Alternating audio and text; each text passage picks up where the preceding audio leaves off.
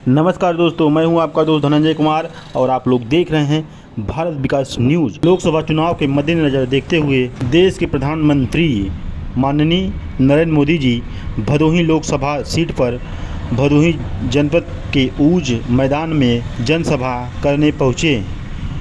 आप लोग तस्वीरों के माध्यम से देख सकते हैं, प्रधानमंत्री मंच पर 2:17 पर उनका हेलीकॉप्टर काफिला पहुंचा था, जो वहां पर पहुंचे थे। मंच पे पहुंचते ही उप मुख्यमंत्री डॉक्टर ब्रजेश पाठक, भदोही भाजपा जिला अध्यक्ष दीपक मिश्रा, जिला पंचायत अध्यक्ष अनिरुद्ध त्रिपाठी ने अंग वस्त्र भेंट कर उनका स्वागत किया।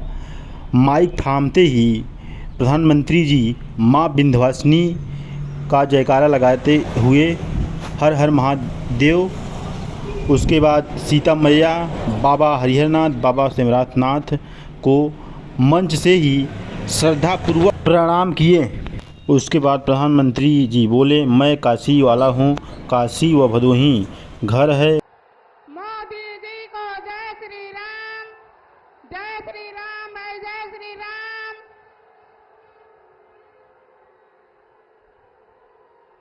अब की बार 400 पार, अब की बार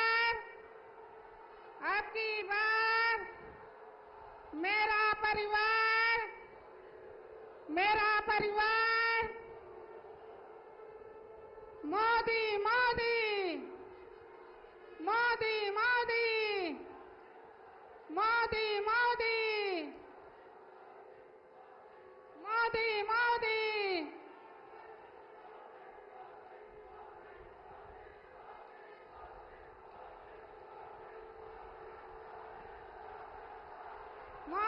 मोदी मोदी मोदी मोदी।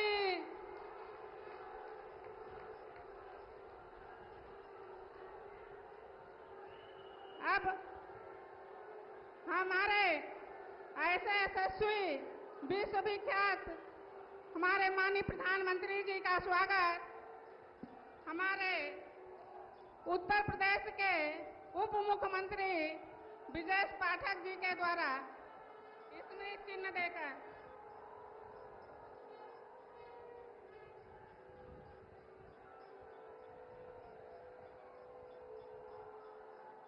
अब हमारे भदोही के जिला अध्यक्ष दीपक मिश्रा जी द्वारा अंग वस्त्र देकर माननीय प्रधानमंत्री जी का स्वागत और अभिनंदन करें। अब हमारे लोकसभा प्रत्याशी डॉक्टर विनोद बिंद जी द्वारा अंग वस्त्र द्वारा माननीय प्रधानमंत्री जी का स्वागत और अभिनंदन।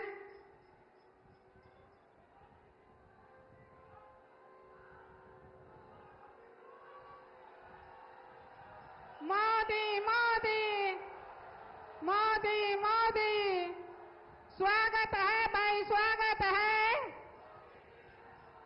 स्वागत है भाई, स्वागत है। हम अपने यशस्वी मंत्री जी का स्वागत और संबोधन के लिए प्रदेश के उप मुख्यमंत्री बड़े भाई ब्रजेश पाठक जी से को भारत माता के, भारत माता के। भदोही लोकसभा क्षेत्र के चुनाव में आयोजित इस जनसभा में हम सबके बीच में उपस्थित हैं दुनिया के सर्वाधिक लोकप्रिय नेता, भारत के यशस्वी प्रधानमंत्री आदरणीय नरेंद्र मोदी जी। मैं आप सबकी तरफ से भदोही लोकसभा क्षेत्र के एक एक नागरिक की तरफ से हृदय से स्वागत करता हूं, अभिनंदन करता हूं और बहुत बहुत आभार प्रकट करता हूं। हम सब जानते हैं आदरणीय प्रधानमंत्री नरेंद्र मोदी जी ने भारत की साख को, भारत माता के झंडे को दुनिया के आसमान में लहराने का काम किया है। आज भारत जो बोलता है वो दुनिया सुनती है और इसके साथ ही साथ देश के गरीबों की आवाज बनकर के माननीय प्रधानमंत्री जी ने देश के एक एक नागरिक को अभिभावक की तरह उनके हर समय सुख दुख में उपस्थित रह करके गरीब कल्याण योजनाओं के माध्यम से उनके जीवन स्तर को ऊपर उठाने में कामयाबी हासिल की है।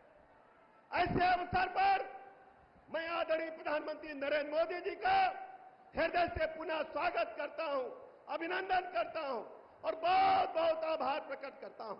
मैं आप और माननीय प्रधानमंत्री जी के बीच में बहुत अधिक समय न लेते हुए सीधे सीधे माननीय प्रधानमंत्री नरेंद्र मोदी जी का आह्वान करता हूं कि हम सबका मार्गदर्शन देने की कृपा करें। भारत माता के, भारत माता के।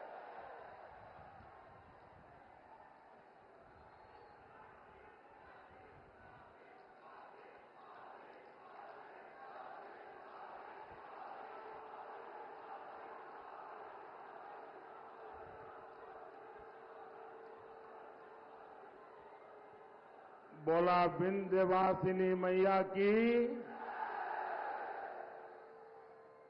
हर हर महादेव।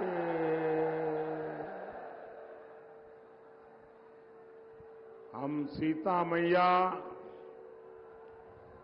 बाबा हरिहरनाथ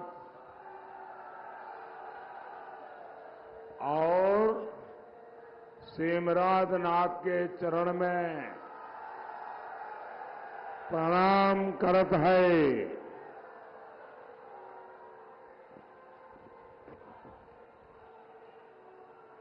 आज सीता नवमी के पावन दिन मुझे मां सीता की तीर्थभूमि पर आने का सौभाग्य मिला है। मैं सीता मैया, बाबा हरिहरनाथ और सेमराधनाथ के चरणों में श्रद्धापूर्वक प्रणाम करता हूं। साथियों, मैं काशी वाला हूं।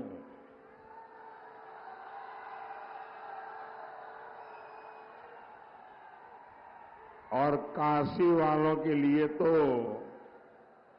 भदोही अपना ही घर है।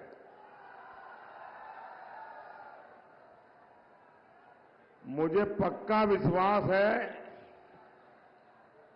कि अगर मैं आपसे कुछ भी न मांगू तो भी आप वोट देकर के भारी बहुमत के साथ यहां से कमल दिल्ली भेजने वाले हैं।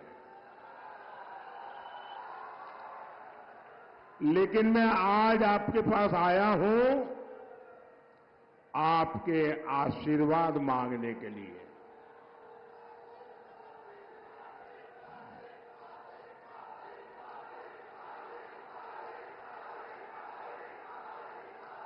इन दिनों दुनिया भर के अखबार वाले, टीवी वाले, कैमरा वाले हिंदुस्तान में चारों तरफ इस चुनाव का जायजा ले रहे हैं। लेकिन वो हैरान हो जाते हैं कि इतनी गर्मी और लोकतंत्र के प्रति इतना अद्भुत प्यार उनके दिमाग में ही नहीं बैठता है। गर्मी के मौसम में आपका ये उत्साह बता रहा है। फिर एक बार, फिर एक बार, फिर एक बार। साथियों,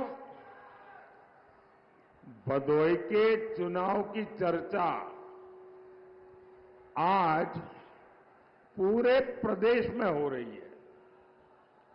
लोग पूछ रहे हैं भदोही में ये टीएमसी कहां से आ गई।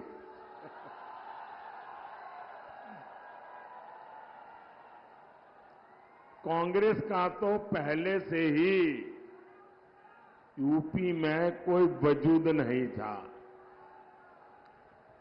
सपा भी मान चुकी है कि इस चुनाव में उसके लिए कुछ भी बचा नहीं है। सुपड़ा साफ हो गया है। इसलिए भदोही में ये सपा वाले मैदान छोड़ करके ही भाग गए।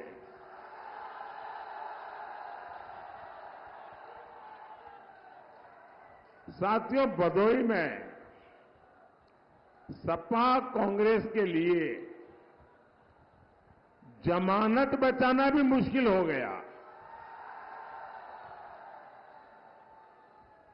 इसलिए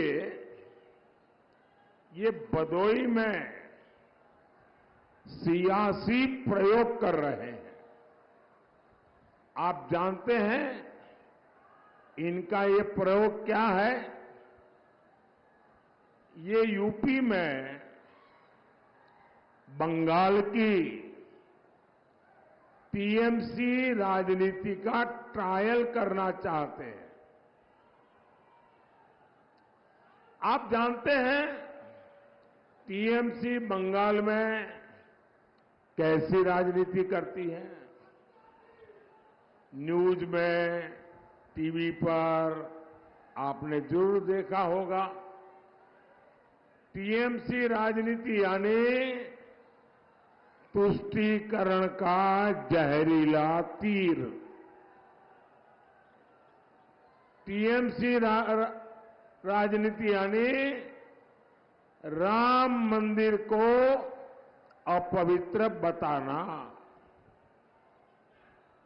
टीएमसी राजनीति यानी राम नवमी मनाने पर प्रतिबंध लगाना। टीएमसी राजनीति यानी बांग्लादेशी घुसपैठियों को संरक्षण देना। टीएमसी राजनीति यानी राजनीति की मुख्य धारा वोट जिहाद के अलावा कुछ नहीं। टीएमसी राजनीति यानी हिंदुओं की हत्या, दलितों, आदिवासियों का उत्पीड़न। टीएमसी राजनीति यानी महिलाओं पर अत्याचार। मनीष शुक्ला जैसे कितने बीजेपी नेताओं की वहां हत्या हो गई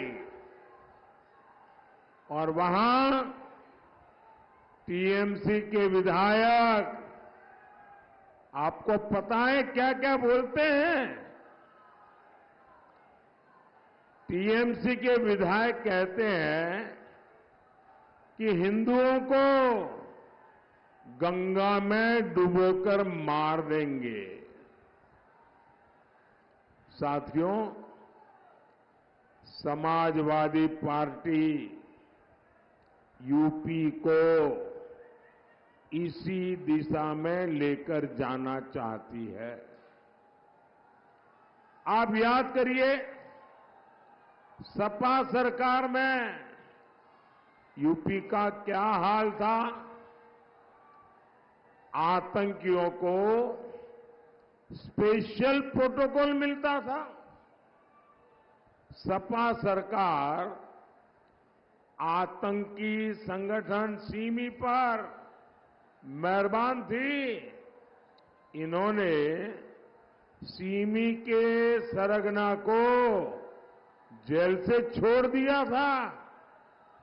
बाद में यूपी में कई जगह बम धमाके हुए थे। लोगों की जान गई थी और ये बुआ बबुआ का गठबंधन, वो जो पहले बुआ थी ना, वो तो सपा वालों को पहचान गई बराबर। वो पहले वाली बुआ ने तो सपा वालों को छोड़ दिया। अब ये बंगाल से बुआ लाए हैं और ये बुआ बउआ का खेल, और इसलिए आपको इनसे सैकड़ों मील दूर रहना ही अच्छा है। भाइयों बहनों, मैं आज बबुआ से, समाजवादी शाहजादे से एक सवाल करना चाहता हूं। बुआ तो आपकी इतनी करीबी है, बंगाल से यहां तक आपके पास आई है। कभी आपने आपकी नई बुआ को पूछा कि वो बंगाल में यूपी बिहार वालों को बाहरी क्यों कहती है? हमारा देश एक है, हम सभी भारतीय हैं, हम भारत माता की संतान हैं। फिर बंगाल में जाने वाले यूपी के लोगों को टीएमसी गाली क्यों देती है? जरा बबुआ अपनी बुआ को जरा पूछ तो लो। और गाली देने के बाद यहां यूपी में आकर यूपी से ही वोट भी मांगती है। यूपी के लोगों को टीएमसी सपा ने क्या समझ रखा है? साथियों, टीएमसी सपा का वो कौन सी चीज है इनको जोड़ती है? तो उनको जोड़ने वाली एक ही चीज है, वो है तुष्टीकरण। तुष्टीकरण के ये ठेकेदार भारत की पहचान बदलना चाहते हैं। ये वही लोग हैं जो कोर्ट में भगवान राम को काल्पनिक बताते थे। इनके समय में अयोध्या की सड़कों और घाटों की क्या दशा हुआ करती थी? बनारस में घाटों और गलियों की क्या दशा होती थी? मुझे बताइए, ये दुर्दशा देख करके आपको पीड़ा होती थी कि नहीं होती थी? जरा पूरी ताकत से बताइए, आपको पीड़ा होती थी कि नहीं होती थी? क्या सपा वाले, कांग्रेस वाले, टीएमसी वाले क्या कभी भी मंदिर बनने देते क्या? मंदिर बनने देते क्या? आज भव्य राम मंदिर हमारी आंखों के सामने है।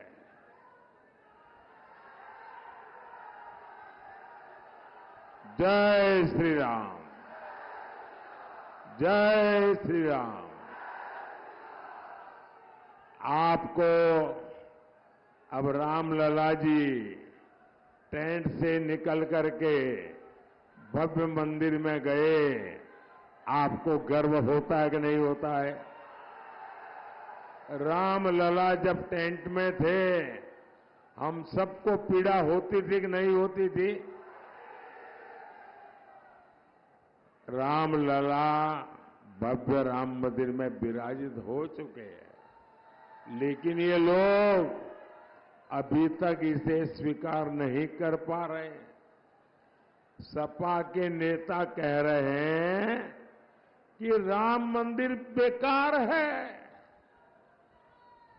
कांग्रेस के शहजादे कोर्ट के फैसले को बदलकर राम मंदिर पर ताला डालना चाहते हैं और रामलला को फिर से टेंट में जीने के लिए मजबूर करना चाहते हैं। आप इनके ये मंसूबे कामयाब होने देंगे क्या? उन्हें जवाब मिलेगा कि नहीं मिलेगा? भाइयों बहनों, ये बीजेपी ही है जो अयोध्या में भव्य राम मंदिर का गर्व करती है। ये बीजेपी ही है जिसने बनारस में बाबा का धाम संवारा है। और ये बीजेपी ही है जो मां विंध्यवासिनी का धाम भी बनवा रही है। मां विंध्यवासिनी के आशीर्वाद से ये अभियान रुकने वाला नहीं है।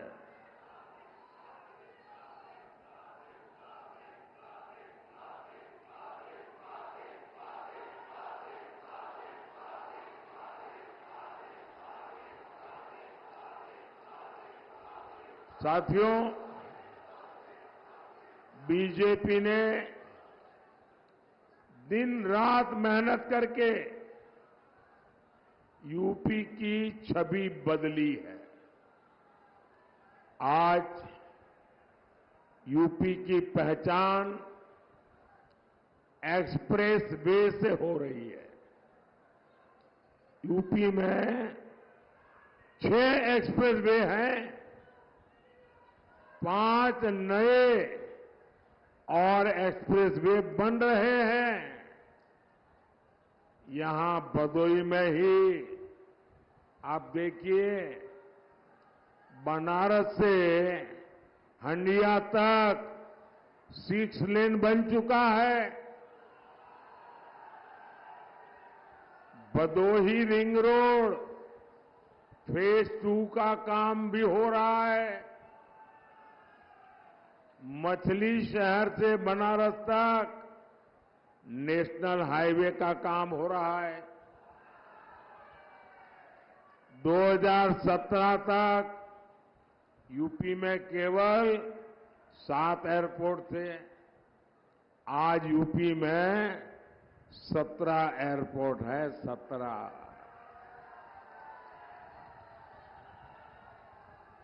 और 3 एयरपोर्ट और बन रहे हैं। बनारस से देश विदेश के लिए इतनी फ्लाइट उड़ने लगी है। हमारे भदोही में रेलवे लाइंस भी अब डबल हो गई है। साथियों, भदोही हो और इस पूरे क्षेत्र ने पहली बार चारों तरफ विकास देखा है।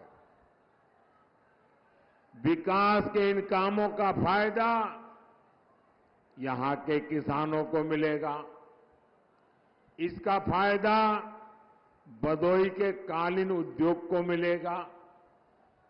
आपको पता होगा और गर्व भी होगा कि हमने जो नया संसद का भवन बनाया है ना, शानदार भवन बना है, वहां भी ये हमारे भदोही की कालीन लगी है।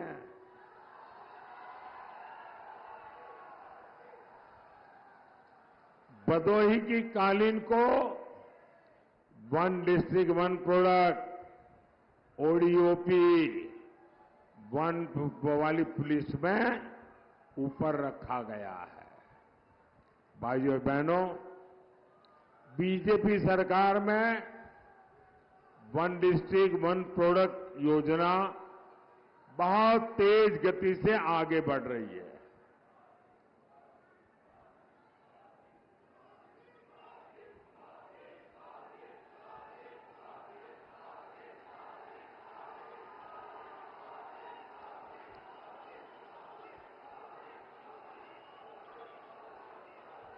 आपका उत्साह पूरा हो जाए उसके बाद मैं बोलूंगा।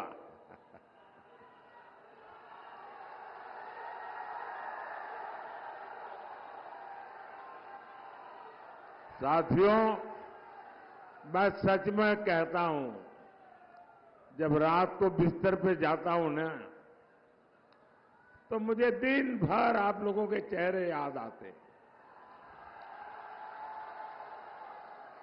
जो दिन भर मैंने देखा है, वो रात में एक के बाद एक घटना मेरे सामने, और मैं देखता हूं कितना प्यार, कितने आशीर्वाद, अबाल वृद्ध सभी, बच्चे, बूढ़े, माताएं, बहनें, भाइयों बहनों, ये ईश्वर कृपा के बिना संभव नहीं है।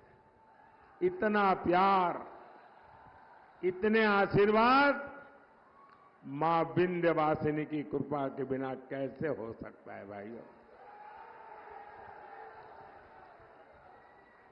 तो भाइयों, मैं कह रहा था कि हम vocal for local, one district one product, उस पर जी जान से जुटे हैं। सपा सरकार में क्या था? सपा सरकार में वन डिस्ट्रिक्ट वन माफिया,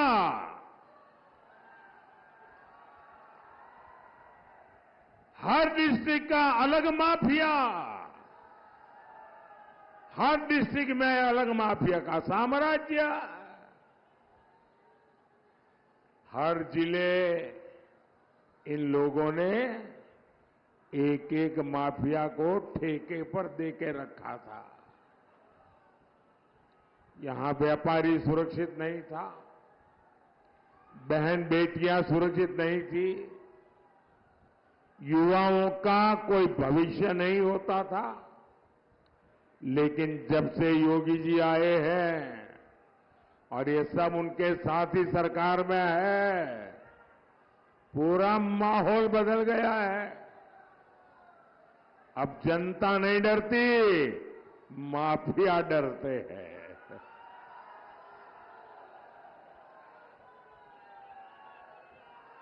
साथियों, सपा कांग्रेस जात पात के नाम पर गांव, गरीब, मजदूर, किसान का वोट लूट लेते थे। फायदा किसको होता था? ये जो वोट उठा करके ले जाते थे ना, मुट्ठी भर उन परिवारों को फायदा होता था। उनकी कोठियां बन गई, बड़े बड़े महल बन गए। उन्होंने किसी गरीब का मकान कभी नहीं बनाया, कभी किसान को कोई फायदा नहीं मिला। हमारी माताओं बहनों की चिंता पहले किसी सरकार ने की है क्या?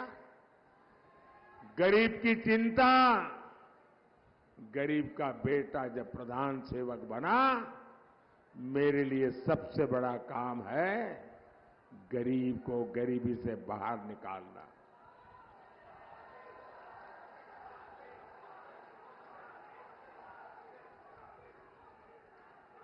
भाइयों बहनों, मैं मां विंध्यवासिनी के चरणों में खड़ा हूं और मां विंध्यवासिनी की भूमि है, पवित्र भूमि है। और उस पवित्र भूमि से कह रहा हूं, ये मोदी है जिसने अभी भी खुद का कोई घर नहीं बनाया है, खुद की रहने की अपनी कोई जगह नहीं है। चार दीवारें की भी मेरे नाम पे नहीं है, मेरे पास नहीं है। मैंने अपना घर तो नहीं बनाया, लेकिन गरीब मां का बेटा हूं ना, मैंने 4 करोड़ गरीब परिवारों के लिए घर बनाए हैं।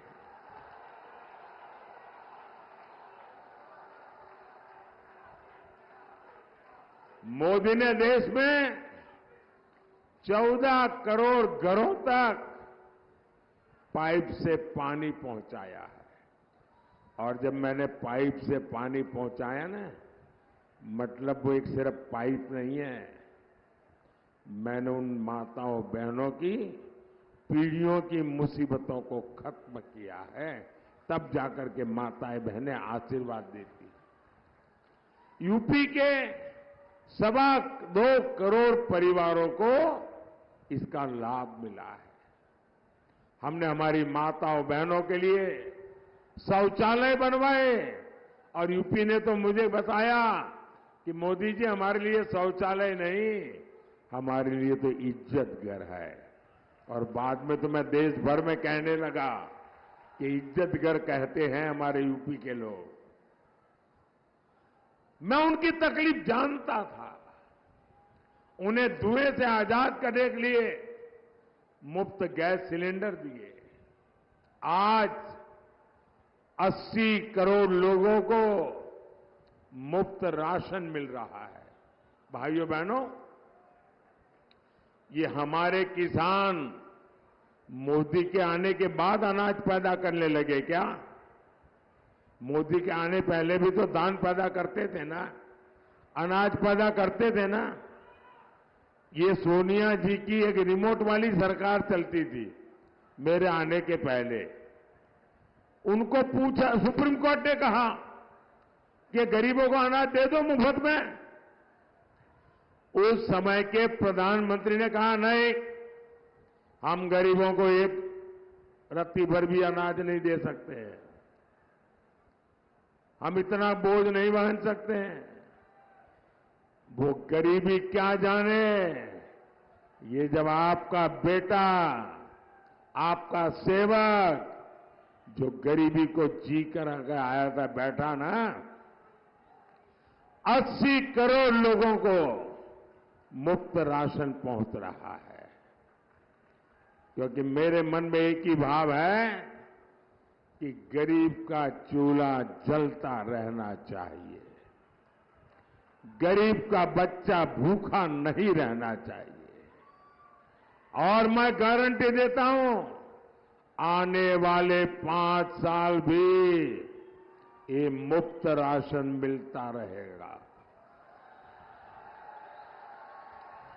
यूपी में 2.5 करोड़ से ज्यादा किसानों को किसान सम्मान निधि के 70,000 करोड़ रुपए मिल चुके हैं। 70,000 करोड़ रुपए। मोदी के काम क्या है ये आप सब जानते हैं ना। और इसलिए मैं काम गिनाने नहीं आया हूं, अगले 5 वर्षों में और क्या होगा उसकी मैं आपको गारंटी देने आया हूं।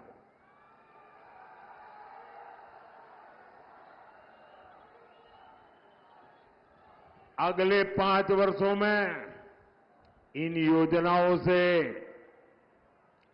एक भी गरीब छूटेगा नहीं। और आप मेरा एक काम करेंगे, क्यों चुप हो गए? अभी तो बहुत नारेबाजी कर रहे थे। मेरा एक काम करेंगे, जरा हाथ ऊपर करके बताइए, करेंगे? अभी आप गांव-गांव जाते होंगे, अलग अलग मोहल्ले में जाते होंगे, दूर दूर इलाकों में जाते होंगे, कहीं पर भी ऐसे परिवार आपकी नजर में आए जो अभी कच्चे घर में रहते हैं, झोपड़ी में रहते हैं, कोई परिवार ध्यान में आए जिसको नल से जल की योजना का लाभ नहीं मिला है, तो आप उनके नाम पते लिख करके मुझे भेज देना और उनको बता देना कि मोदी जी है, ने हमको भेजा है, जब 4 जून के बाद मोदी जी नई सरकार बनाएंगे, उसके बाद जो घर बनेंगे, आपका घर पक्का है उसमें बता देना। ये मोदी की गारंटी है, बता देना। और मेरे लिए तो आप सब मेरे मोदी हैं, आप ही मोदी हैं। साथियों, मैं जब आपको इतना तवज्जो दे रहा हूं तो इसके पीछे मैं अपनी ताकत लगा दूंगा। 3 करोड़ नए घर बनाऊंगा, 3 करोड़, कोई रह न जाए। भाइयों बहनों, मेरी एक और बड़ी इच्छा है और मैं इसके पीछे लग गया हूं। मेरी इच्छा है, जो सामान्य जीवन जीने वाली हमारी माताएं बहनें हैं, ऐसी 3 करोड़ बहनों को, 3 करोड़ बहनों को मैं लखपति दीदी बनाऊंगा। भाइयों बहनों, मैं आपकी भी एक चिंता कम करना चाहता हूं। बताऊं? आपकी एक चिंता कम करना चाहता हूं, बताऊं? आपकी इच्छा हो तो करूं, नहीं तो नहीं। बताऊं? देखिए, आजकल हर परिवार में बुजुर्ग माता पिता होते हैं, या दादा दादी होते हैं, या चाचा चाची होते हैं, या नाना नानी होते हैं। हर परिवार में 70 से ऊपर की आयु का कोई न कोई तो बुजुर्ग होते ही होते हैं। अब जो बेटा कमाता है या जो बेटी कमाती है, उसको अपने मां बाप की तो चिंता करनी होती है जो बुजुर्ग है, और अपने बच्चों की भी चिंता करनी होती है। और उसमें भी बुजुर्ग को 70 साल के बाद छोटी मोटी बीमारी तो आ ही जाती है। लेकिन मानो कोई बड़ी बीमारी आ गई तो वो बेटे बेटी जो कितनी मेहनत करे, न बच्चे संभाल पाते हैं, न माता पिता की सेवा कर पाते हैं। तो मैंने एक काम तय किया है, आपका बोझ कम करना। जो बेटे बेटी कमाते हैं और जिनके घर में 70 से ऊपर की आयु के लोग हैं, आपकी चिंता मुक्त करने के लिए मैंने तय किया है कि आपके परिवार में कोई भी, आपके इलाका का कोई भी, जो भी 70 साल के ऊपर का होगा, अगर वो बीमारी में है तो अब उनके बेटे बेटी को इलाज का खर्चा नहीं करना पड़ेगा, वो आपका बेटा मोदी करेगा। आपके माता पिता की सेवा वैसे ही मैं करूंगा जैसे आप करते हैं। और ये मोदी की गारंटी है। साथियों, मोदी ये सब कैसे कर सकता है? मोदी ये सब कर सकता है आपके वोट की ताकत से।